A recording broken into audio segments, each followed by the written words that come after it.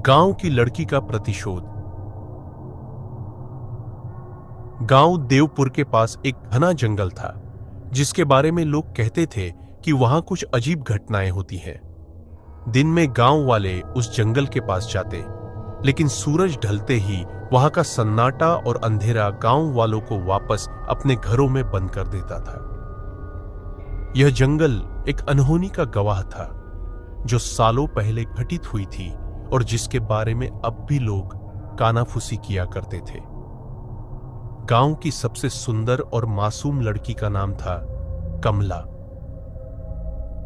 उसकी आंखें मानो आसमान की गहराइयों को समेटे हुए थीं और उसका चेहरा जैसे चांदनी रात का प्रतिबिंब हो। लेकिन उसकी जिंदगी में अंधेरा तब आया जब गांव के जमींदार के बेटे रघु की नजर उस पर पड़ी।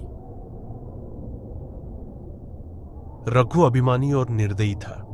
गांव की सभी लड़कियां उससे डरती थीं क्योंकि वह उनका अपमान करता और अपनी ताकत का गलत इस्तेमाल करता। एक दिन रघु ने कमला को अकेला देखा और अपनी ताकत और धन के बल पर उसे अपनी दासी बनाने का फैसला किया। उसने कमला को धमकी दी कि अगर वह उसकी बात नहीं मानेगी तो वह उसके परिवार को बर्बाद कर देगा। कमला ने रघु की बातों को अनसुना किया, लेकिन उसके लिए यह अस्वीकार एक बड़ी कीमत लेकर आया। एक रात जब कमला अपने खेतों की ओर जा रही थी, रघु और उसके गुंडों ने उसे घेर लिया। उन्होंने उसके साथ बहुत बुरा किया और उसे अधमरी हालत में जंगल के पास छोड़ दिया। कमला की चीखें हवा में गूंज उठीं, लेकिन कोई उसकी मदद के लिए नहीं आया। कमला की मौत के बाद उसका परिवार टूट गया। गांव वालों ने इस घटना को दबा दिया क्योंकि रघु का परिवार शक्तिशाली था, लेकिन वे यह नहीं जानते थे कि कमला की आत्मा को शांति नहीं मिली थी। वह बदला लेने के लिए जंगल के सन्नाटे में छिपी हुई थी। कुछ समय बाद गांव में अजीब घटनाएं होने लगे। रात में लोग जंगल से चीखें सुनते थे और जो लोग रघु के पक्ष में थे वे एक एक करके गायब होने लगे। लोग कहते थे कि जंगल में कोई भूत है जो प्रतिशोध ले रहा है। गांव वाले अब डरने लगे थे, लेकिन रघु को अब भी इन बातों पर विश्वास नहीं था। एक रात जब रघु अपने दोस्तों के साथ शराब पीकर लौट रहा था तो उसने सुना कि कोई उसे नाम लेकर पुकार रहा है। पहले उसने सोचा कि यह उसका भ्रम है, लेकिन जब पुकार तेज होने लगी तो उसके शरीर में एक सिहरन दौड़ गई। वह इधर उधर देखने लगा, लेकिन कुछ भी नजर नहीं आया। उसके दोस्त भी डरकर भाग खड़े हुए। अचानक जंगल से एक धुंधली आकृति उभरी। यह कमला की आत्मा थी जो अपने सफेद कपड़ों में लिपटी हुई थी। उसकी आंखों में भयंकर अग्नि जल रही थी। रघु को समझ में आ गया था कि अब उसकी मृत्यु करीब है। उसने माफी मांगी, लेकिन कमला की आत्मा की आंखों में केवल प्रतिशोध की भूख थी।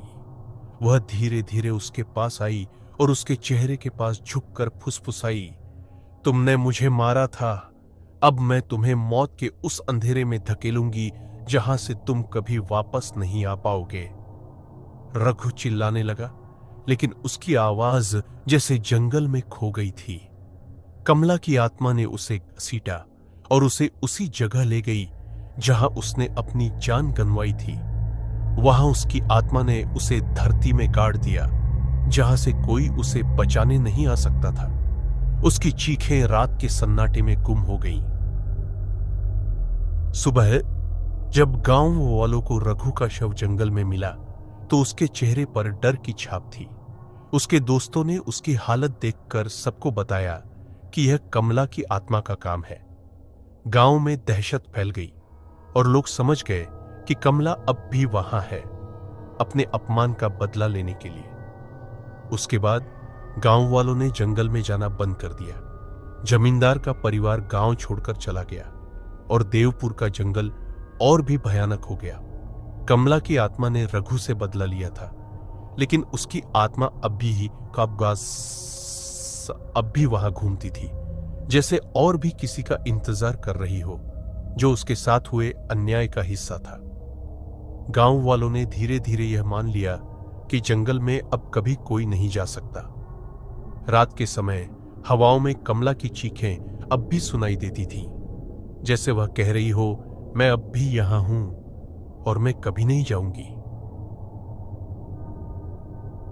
गांव देवपुर अब एक ऐसा गांव बन गया था जहां रात का सन्नाटा मौत से भी भयानक था। लोगों ने कमला की आत्मा से बचने के लिए अपने घरों में शाम होते ही ताले लगाना शुरू कर दिया था।